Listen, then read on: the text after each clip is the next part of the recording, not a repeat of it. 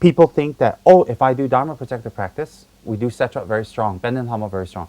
Oh, it make the problem go away. Oh, it make the things better. Oh, it push away what I've done or push away the problem. No. In fact, when you do Dharma protective practice, it bring you the problem that you gave to others come back very strong and very quick and very fast. Why?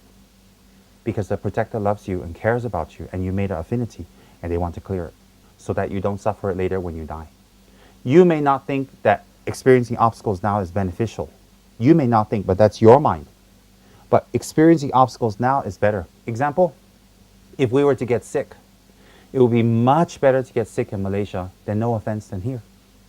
If we were to get sick here, very serious, we don't know the doctor, we don't know how to get around, we don't know the language, we don't know where to go. It's very difficult. But if we were to get very sick in Malaysia, instantly we know where to go. So getting sick is getting sick. Getting sick is the karma. But where we get sick is the difference. Hence,